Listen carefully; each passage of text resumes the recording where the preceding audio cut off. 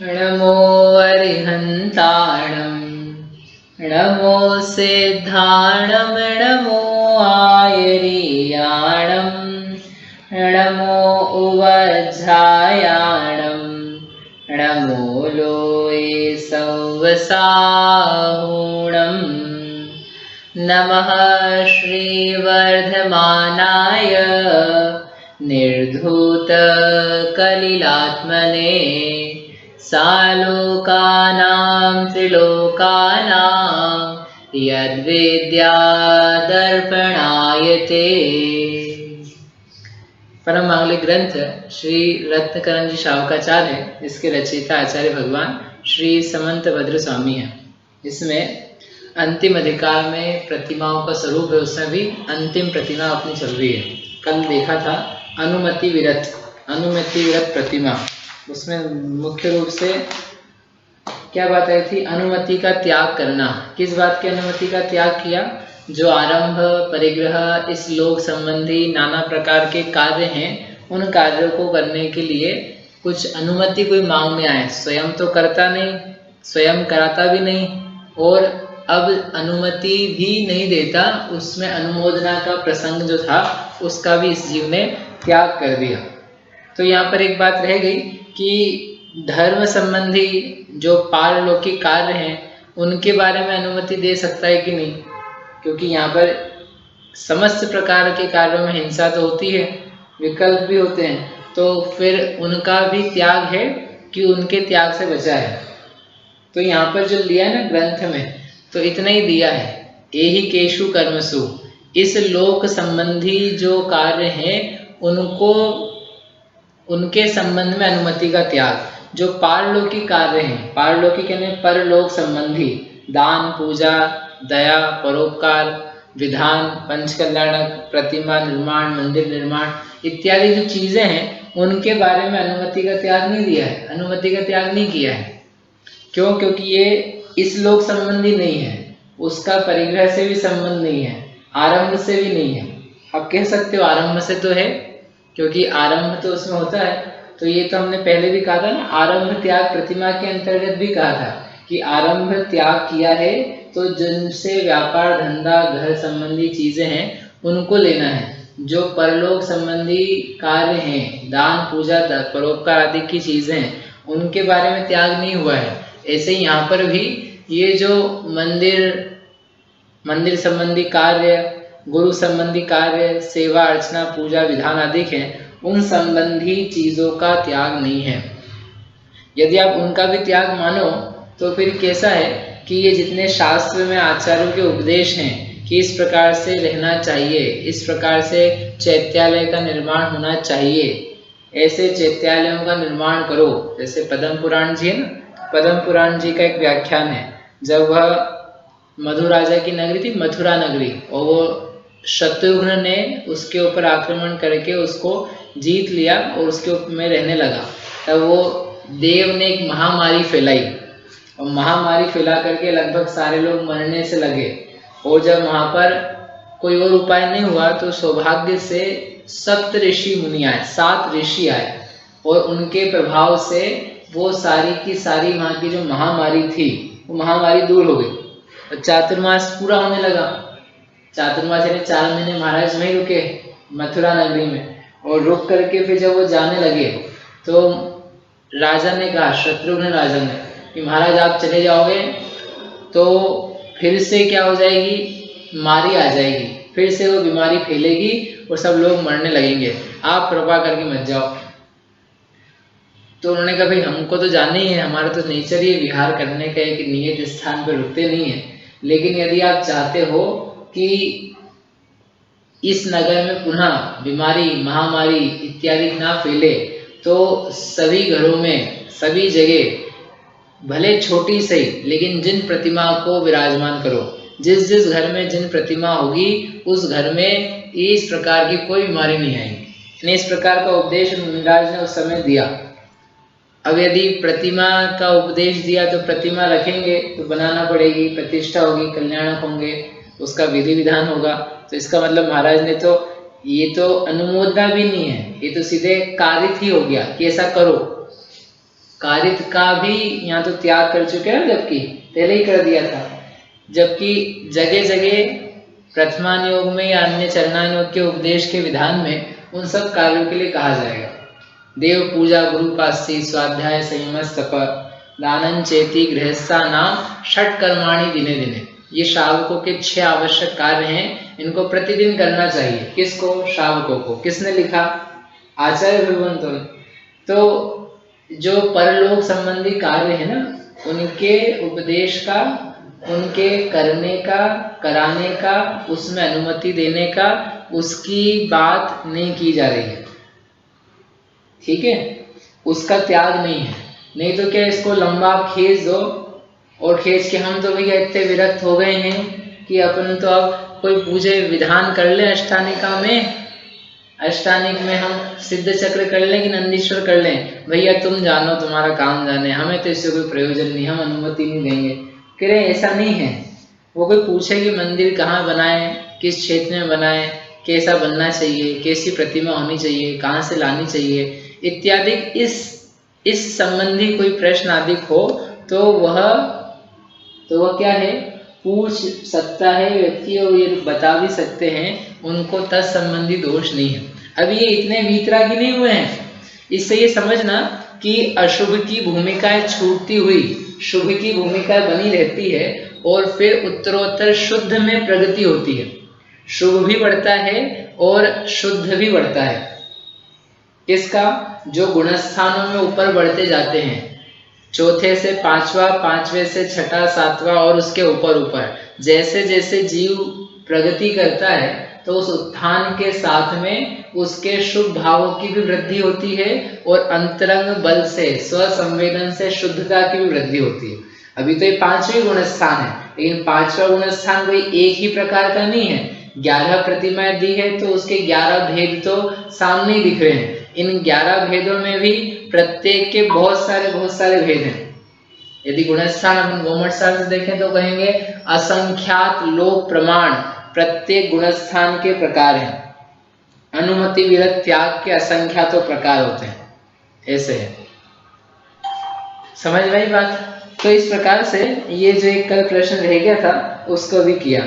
ऐसे करके यहाँ पर अब पूर्ण निर्ममत्व हुआ। अब ये व्यक्ति भी कुछ दिन घर में रहता है, जब तक योग्य दिखता है, उपेक्षा भाव को देखता हुआ, और उसके बाद में क्या करता है, घर का त्याग करता है। घर का त्याग कैसे करता है? सीधे से कर सकता है, मैं घर छोड़ के जाना चाहता हूँ, जा रहा हूँ, और अब आप ये जो घर में हम रुके हुए थे इतने दिन से, आपका उपकार है, आपने रहने दिया, धन्यवाद, थैंक यू, और चला जाए। एक तो सीधा सा रास्ता ये है, या बिना बताए ऐसे ही निकल जाए और कुछ कहे ही नहीं, खत्म बात, वो भी हो सकता है।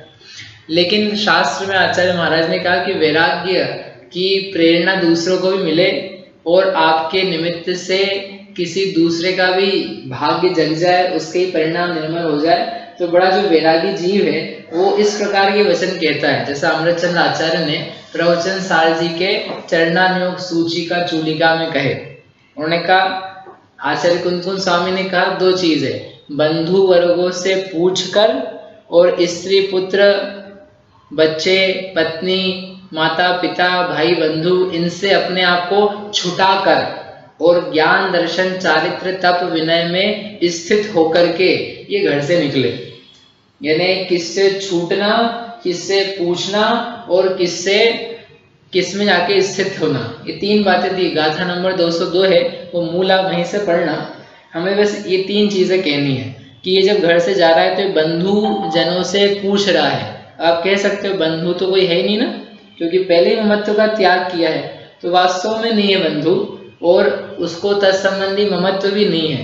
फिर भी जिनका जो ये जानता है कि इन लोगों का हमारे साथ स्नेह है, हमारा स्नेह नहीं है लेकिन इन लोगों का स्नेह है, ऐसे जो बंधु हैं, बंधु यानी इसके उपकारी हैं, पूर्व काल में जिन्होंने इस व्यक्ति का उपकार किया है, संग में रहे हैं, ऐसे जो बंधु हैं, बंधु अलग कहे और माता पिता भाई वगैरह अलग कहे, उन बंधु वर्गों से पूछने का क्या अर्थ है?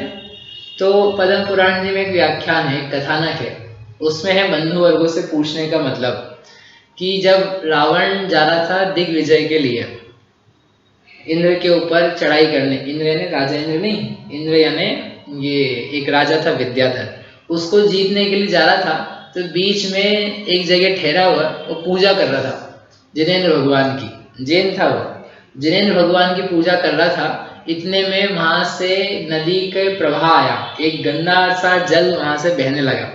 बिल्कुल बीच मैदान में स्थापित किया उसने चैत्यालय, चैत्यालय में प्रतिमा जिनबिंब, वो बड़े ठाठ से पूजा कर रहा था।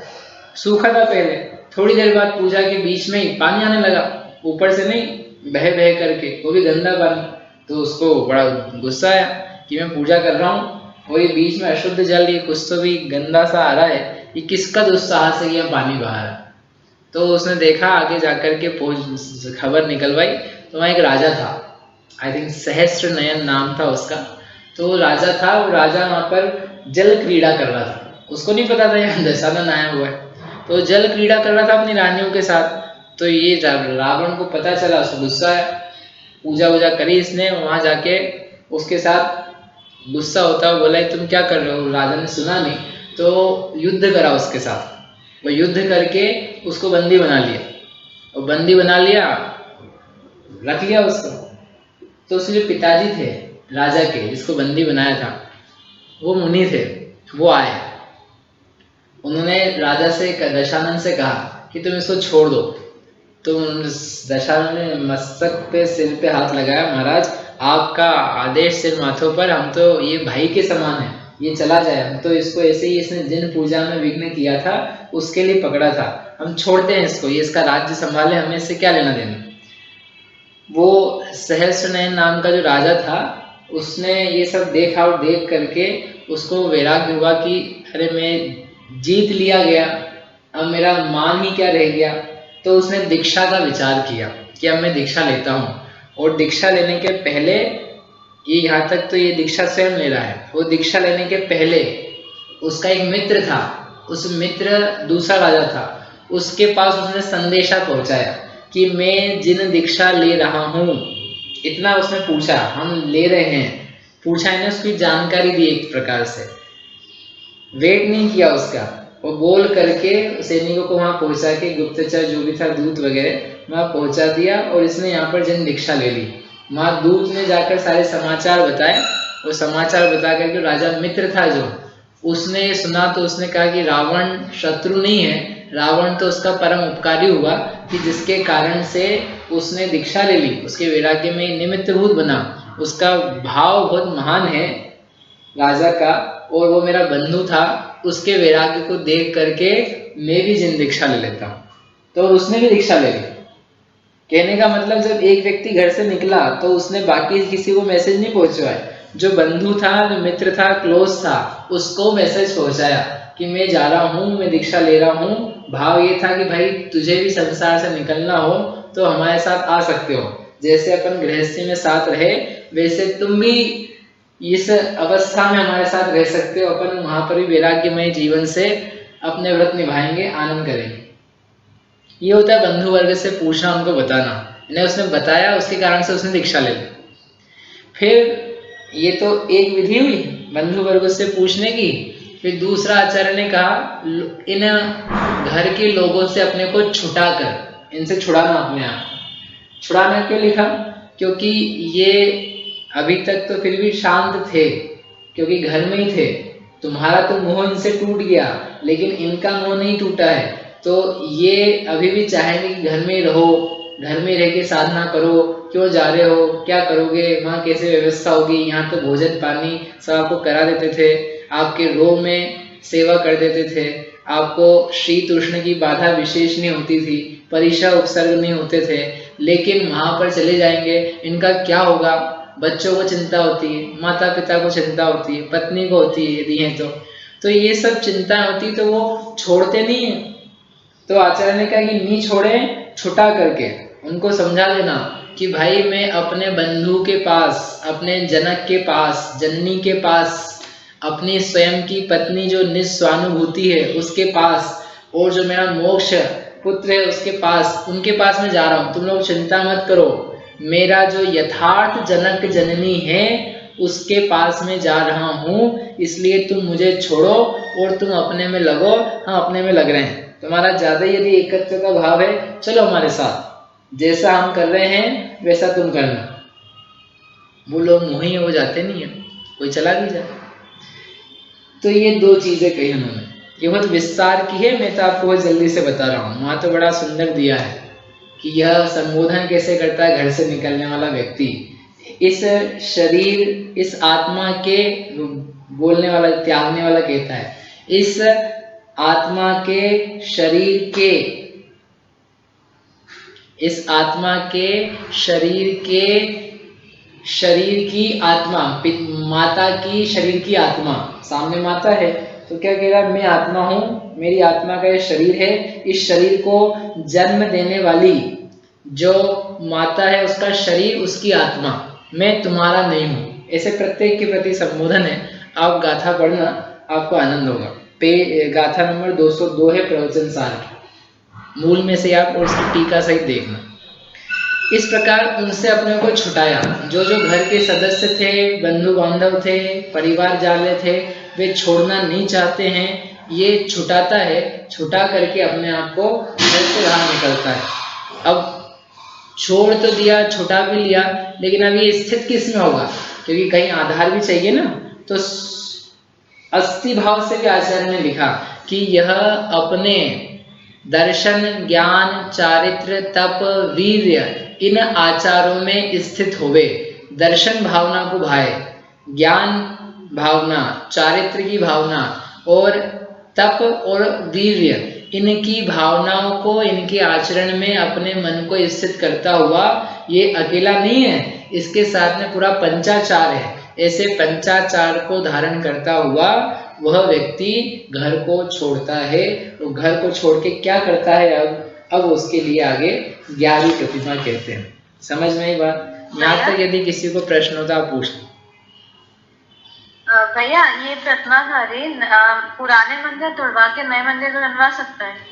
पुराने मंदिर तुड़वाने के लिए ये खुद नहीं तोड़ने लग जाएगा या तुड़वाने लग जाएगा। ये तो क्या लोग जैसे कोई पूछने आए, ये मतलब अपने हाथ में काम ले ले कि मेरा काम है ये, अब मैं मंदिर बनवाऊंगा, मंदिर बनाते जैसा मैं इसको देख रेख करूंगा, ये इतने प्रपंच में नहीं फंसेगा। इतना है तो पूछना आया कि भाई साहब विराट, आप जानकार हैं, आप बता दो कि ये मंदिर इस स्थिति में इसका क्या किया जाए, क्या हम तोड़ सकते हैं, और यदि वो योग्य हो तो उसको बता सकता है। वो खुद ही करने लग जाए, कराने लग जाए, बैठ जाए काम वाम, तो इसकी सामायिक स्वाध्याय पूजा हो गया सब एक तरफ। नहीं मतलब इसकी अनुमति दे सकते हैं कि मंदिर तोड़वा के नया बनवा ले। हाँ, लेकिन तोड़वा के नहीं, मंदिर का क्या है, तोड़ना नहीं होता है, मंदिर का जीर्ण उद्धार होता है, उसको तोड़ना नहीं बोलते। तोड़ना तो क्या है, उस स्थिति में हो जाता है कि वो बिल्कुल ही ऐसी स्थिति में हो खतरनाक, जिसको बोलते हैं ना पुरातत्व विभाग की तरफ जाओ, या जो नगर निगम नगर पालिका में बताती ये इमारत खतरनाक है, कभी भी गिर सकती है, इसको गिराए तो वही अच्छा है, ऐसी स्थिति में हो तो वो कर सकता है। और ऐसी स्थिति नहीं है मंदिर की कि वो तो गिर ही जाएगा, लोग मरी जाएंगे, पीड़ा होगी, लोगों को हिंसा हो जाएगी, ऐसी स्थिति में नहीं है तो तुड़ाया नहीं जाता है मंदिर को, उसका जीर्णोद्धार हो सकता है। जीर्ण है यानी वो थोड़ा कमजोर हो गया है, तो उसका पलस्तर हो, रंग रोगन हो इत्यादि, उसके बारे में वो कह सकता है अनुमति दे सकता है। ठीक है। और भैया ये रावण जो भक्ति करते थे या पूजा कर रहे थे, तो ये किसके द्वारा लिखी होती थी और किसकी करते थे? ये भगवान की करते थे।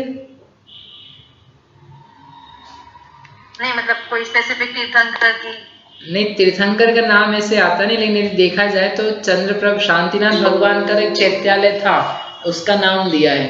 उसके अलावा योग्य, क्योंकि 20वें तीर्थंकर तक के टाइम हो चुके थे ना, तो पुराने जितने तीर्थंकर थे वे तो हो ही गए हैं, तो कहीं शांतिनाथ भगवान का नाम दिया है, कहीं चंद्रप्रभ भगवान के नाम दिए हैं, कहीं मुनि सुरवतनाथ भगवान के दिए हैं। उन भगवानों की वो स्तुति वंदना करता था।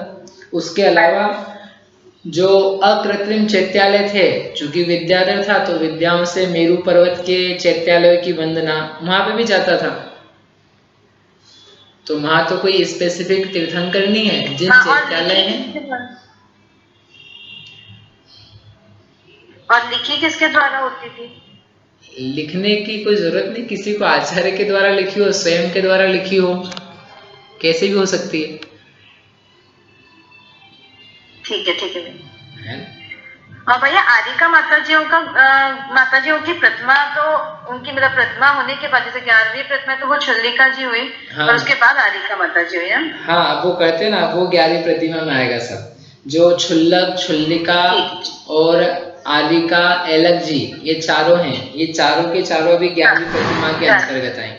अभी तक जो अपन ने किया 10वीं प्रतिमा तक, उसमें तो सब गृहस्थ तक हो सकते हैं, वे ग्रह त्यागी भी हो सकते हैं, घर का त्याग कर सकते हैं, लेकिन अनिवार्य नहीं है। इसलिए यहाँ तक की स्थिति में सामान्य है। कोई अलग से इन्होंने एक कोई पीछी कमंडल रखा हो या कुछ विशेष धारण किया हो, कोपीन, लंगोट इत्यादि, ऐसा कुछ वेश नहीं है।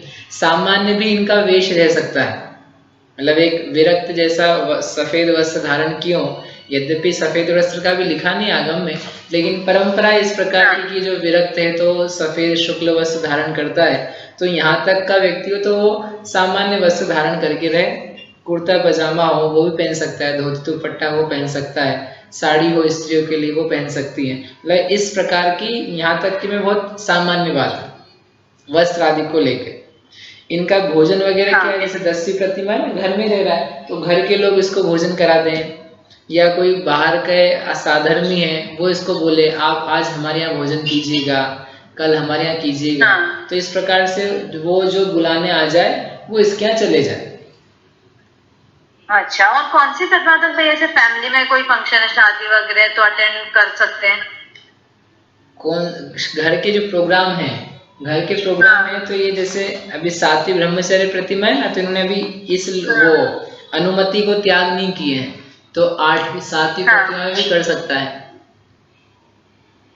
अच्छा, फिर परिग्रह त्याग आरंभ त्याग प्रतिमा से बंद हो जाएगा। हाँ, उसमें उन चक्करों में नहीं फंसेगा, ऐसा स्पष्ट कहीं निर्देश नहीं है।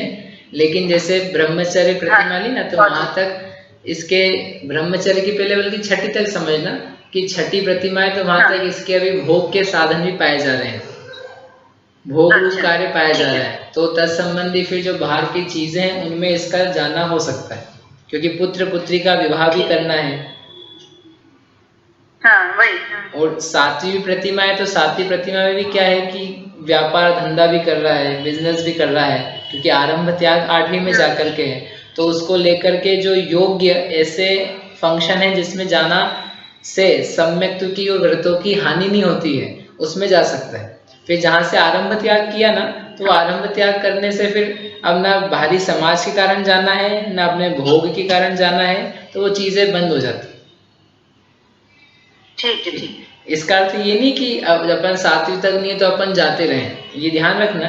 कोई व्यक्ति विरक्त हो तो पहले से नहीं जाना चाहे तो नहीं जाए, लेकिन यदि कोई जाता हुआ दिखे तो आप ये नहीं कह सकते यार ये कैसे चलेगा, ये इनकी तो प्रतिमा है, इनको नहीं जाना चाहिए, ऐसा नहीं है। क्योंकि उसके बच्चे वगैरह हैं, उनका भी ब्याह शादी कराना है ना, अभी अनुमति त्याग वगैरह नहीं किए हैं, तो वो कार्य कर सकता है जो भी समाज के अनुकूल है और जिसमें इनके सम्यक्त और व्रत की हानि ना हो। ये 2 चीजें ध्यान रखना। ऐसी शादी विवाह में या ऐसे मरण परण में या ऐसे फंक्शन में जाना जिससे सम्यक्त क्या दोष ना हो, यानी कोई ऐसी सत्यनारायण जी की कथा बच रही हो, बोले उसमें चले जाओ, हम क्या करें, हमारे व्यापारी ने बुलाया था तो हम चले गए, आपने कहा था, ऐसा नहीं चलेगा। किसी देवी देवता की पूजा हो रही है उसमें चले गए, कोई रात्रि भोजन वाले फंक्शन हो उसमें चले गए, कोई ऐसे उटपटांग चीज हो उसमें नहीं जाएगा, ठीक है, उसमें ही जाएगा जिससे इसके व्रत ठीक बने रहे। ऐसा ठीक।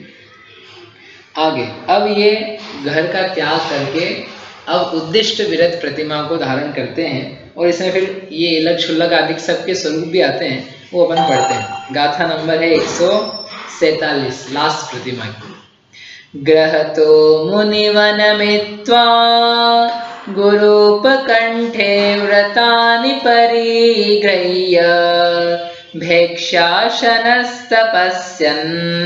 उत्कृष्टश्चेलखण्डधरः।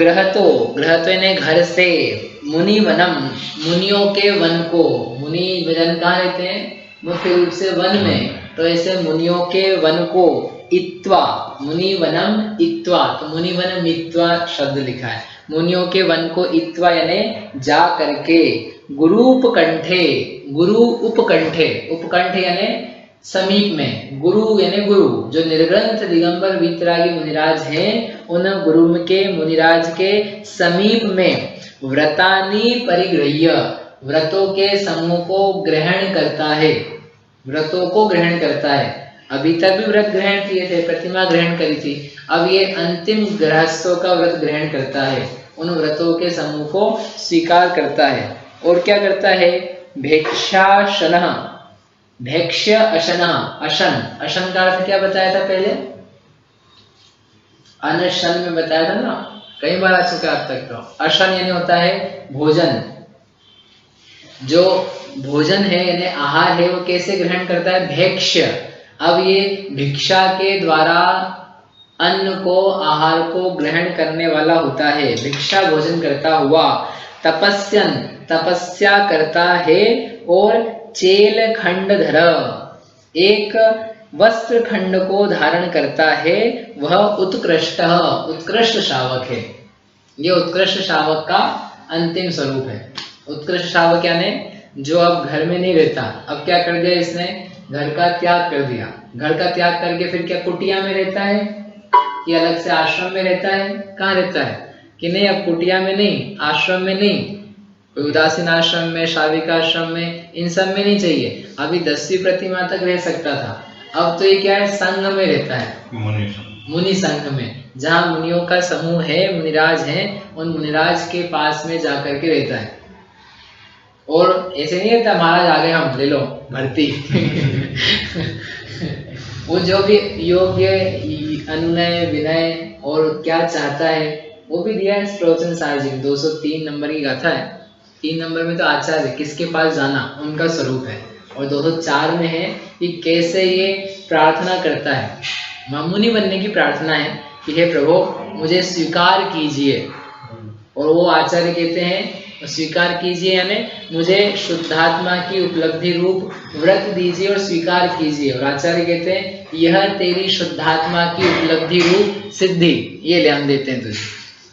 ऐसा दिया ग्रंथ है। टीका पढ़ना बहुत सुंदर ज्यादा। शुरू की 7 202 कही थी ना, 202, 203, 204।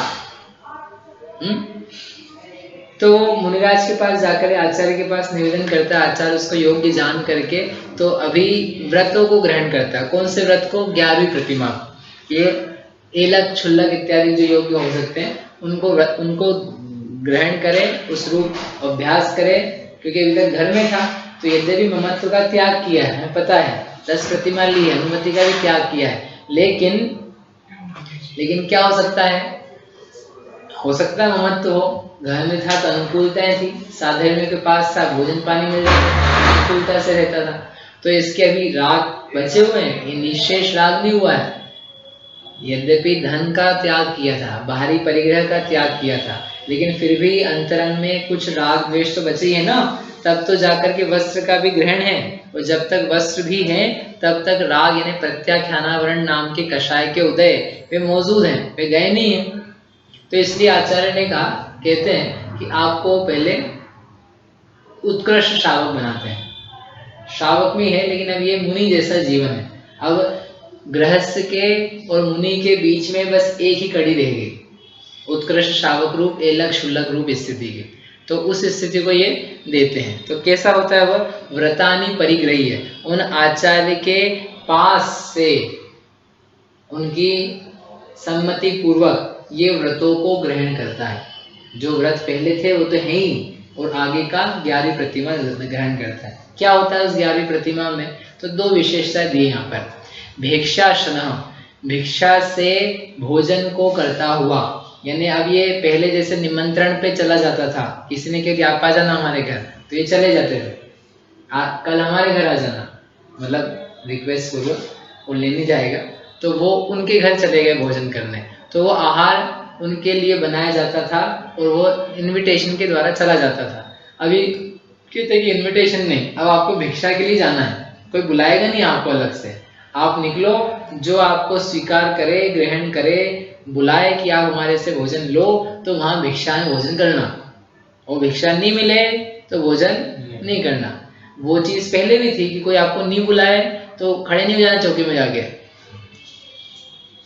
आज तो किसी ने बुलाया नहीं। तो ये एलर्जी फुल्लर्जी वो नहीं लेते हैं मंदिर में जाके, जो मंदिर आहार चलेंगे पहले लेते ना, इलक शुल्लक की वही विधि आहार लेने की जो मुनिराज लेते हैं। आखिरी तो मुनिराज की जरूरत नहीं है। मंदिर के अंदर जैसे मंदिर जाते हैं ना, फेस्टिवल है, जो है, जो क्या बोलते वही आखिरी बोलते हैं उसको, वो वृत्ति परिसंख्यान तब कहलाता है। हाँ। वो उसके बारे में कोई जरूरी नहीं कि उनको वैसा लेना, मुनिराज को भी कोई जरूरी नहीं कि वैसा लेना। अपने को ऐसा लगता है कि मुनिराज वृत्ति परिसंख्यान वो आखिरी ले, जहाँ मिलेगी वहीं जाए, ऐसा कुछ नहीं है। वो बिना आखिरी के कोई उनको सबसे पहले दिखे और बोले हे स्वामी नमोस्तु नमोस्तु नमोस्तु, बस नवदा आप आइए आहार कीजिए, कर ले मुनिराज आहार। केवल नवदा भक्ति की आवश्यकता है मुनिराज के आहार के लिए, वो विधि मिलेगी ऐसा कुछ नहीं है। चर्या होनी चाहिए, चर्या की विधि होनी चाहिए। चर्या की विधि में नवदा भक्ति है। चर्या की विधि में ऐसा मिले, कलश मिले, न गोला मिले, नारियल मिले, खोपरा मिले, 2 शावक मिले, शाविका, ऐसा कुछ नहीं। वो उनका संयम का भाव है, वो तप है। वो चाहें तो ग्रहण करें, वो अपनी शक्ति देखें, अपनी योग्यता देखें, वो ग्रहण करें, और नहीं तो कोई नहीं ग्रहण करे। ठीक, ऐसा कुछ नहीं जरूरी कि उनको वो व्रत करना ही पड़ेगा। वो क्या है, संयम का अंग नहीं है, वो तप का अंग है। जब अपन आएंगे ना ग्रंथ में देखेंगे मुनि अवस्था का, तब देखेंगे संयम में और तप में अंतर। बेसिकली इतना अंतर है, संयम तो अनिवार्य है और तप ऑप्शनल है, वैकल्पिक है। किया तो बहुत अच्छी बात है, करना चाहिए, लेकिन कभी नहीं कर पाए तो चलेगा। तो इसलिए क्षुल्लक क्षुल्लिका, एलक क्षुल्लक जी, इनको भी आवश्यकता नहीं है। आवश्यकता है अनिवार्य नहीं है, करें तो अच्छी बात है, कर सकते हैं, करना चाहिए, अपनी शक्ति को भी पैर रखना चाहिए, लेकिन करेंगे ही, करना ही पड़ेगा ऐसा नहीं। ठीक, तो ये भिक्षा से भोजन, एक तो ये व्यवस्था दी है। और क्या है, चेल खंड धर। चेल यानी वस्त्र, खंड यानी उसका एक खंड, उसको धर यानी धारण करने वाला, पूरे वस्त्र को धारण करने वाला नहीं रहा। अब ये चेल यानी खंड वस्त्र को धारण करेगा। तो इसकी भी 2 स्थितियां हैं, पुरुष की अपेक्षा और स्त्रियों की भी अपेक्षा। 2 वस्त्र धारण करे या 1 वस्त्र धारण करे। 2 वस्त्र धारण करे यानी कोपीन यानी होती लंगोटी, और दुपट्टा यानी उसको बोलते हैं खंड वस्त्र। खंड वस्त्र का मतलब पूरा कपड़ा नहीं हो, पूरी चद्दर नहीं हो, ऐसा हो कि सिर से ढके तो पैर पूरे ढकाए, समझो जांघों तक ढकाए, और यदि नीचे का ढक रहे हो तो पूरा सिर तक नहीं आ जाए, ये छाती तक, कंधे तक, इतना ही ढकाए। मतलब ऐसा होना चाहिए, अधूरा सा कपड़ा, इसलिए कहा खंडधर, वस्त्रधर नहीं, खंडधर। तो ये 2 वस्त्र हो सकते हैं, और यदि एक ही हुआ तो दुपट्टा होगी, कोपिन होगी, कोपिन ही होगी, दुपट्टा रख दिया करेंगे। तो उस बड़े वस्त्र का त्याग करके छोटा वस्त्र रहा। स्त्रियों के लिए ऐसा है कि 2 वस्त्र रहेंगे तो वह शुल्लिका रूप अवस्था, और यदि एक ही वस्त्र का धारण किया हुआ है तो वह आर्यिका रूप अवस्था। ठीक है ना, ऐसे ये 2 चीजें दी हैं। और ऐसा करके क्या करना, कपड़े में नहीं अटके रहना। कह तपस्या करता है, ये तपस्या करने के लिए प्रतिमा ली है, आगे बढ़ने के लिए। इस प्रकार से ये 11वीं प्रतिमा में आए हैं। अब इनकी क्या क्या विधि अवस्था है तो उसके बारे में देखेंगे। 11वीं प्रतिमा में दोनों एक समय आहार लेंगे। हाँ, जितनी प्रतिमाधारी हो ये 11वीं प्रतिमाधारी में तो दोनों समय भी ले सकता था जब तक गृहस्थ जीवन था। वो एक समय ही लेता है 10वीं प्रतिमा में भी, ये समय लेता है। और जल वगैरह ये वो लेना है, क्योंकि क्या है, वो प्रोषधोपवास का अभ्यास करता हुआ आ रहा है ना। कहाँ से कर रहा है वो, 5वीं प्रतिमा, 4थी प्रतिमा से। तो प्रोषधोपवास चल रहा है, और चलते चलते फिर ब्रह्मचर्य व्रत लिया, तो फिर वो शरीर को अपने आप भोजन आदि की कम आवश्यकता है, आरंभ त्याग किया, परिग्रह त्याग किया, तो वो परिणाम भी उसके बढ़ते जा रहे हैं, और शरीर की जो भोजन संबंधी आवश्यकता है वो भी घटती जा रही है। क्यों घटती जा रही है, आप काम काज नहीं कर रहे, दौड़ भाग नहीं कर रहे जैसे पहले व्यापार धंधे में करते थे। तो एक भोग शरीर संबंधी ब्रह्मचर्य धारण हुआ है, मतलब ऐसा नहीं कि बस उसी भोग का त्याग हुआ है। ब्रह्मचर्य से संबंधित स्नान, विलेपन, इत्र, फुलेल, श्रृंगार, तत्संबंधी खाना, तत्संबंधी शक्ति का प्रयोग, चित्र देखना इत्यादि, वो सब का भी त्याग है। तो वो जो विषयों में ज्यादा शक्ति जाती थी वो भी घटी है, तो घटने के कारण से भोजन की जो आवश्यकता है वो भी कम होती। तो वहीं से क्या समझना, भोजन एक प्रकार से एक टाइम में चालू हो गया। यद्यपि इसके बारे में भी दिया नहीं ऐसा कि यहाँ पर आकर के एक टाइम, यहाँ पर आकर 2 टाइम, मतलब 11वीं प्रतिमा में तो पक्के से एक टाइम ही है, एक बार मुनि जैसा भोजन ग्रहण करना है। लेकिन इसके पहले तक वो 2 बार भी करता हो कोई तो शायद हो सकता है, हमने पढ़ने में नहीं आया हमारे, लेकिन ऐसा दिखता है चर्या से कि वहां से भोजन वो एक बार ग्रहण करेगा उसका चल जाएगा, एक बार ही होना चाहिए ऐसे, ठीक है। और इसके बारे में कुछ प्रश्न हो तो आप लिखना, अपन कल करें, कल तो भी छुट्टी, अब सोमवार से करें। जावाणी के ज्ञान ते सूझे लोकालोक, सो वाणी मस्तक नमो सदा देत हो ढोक।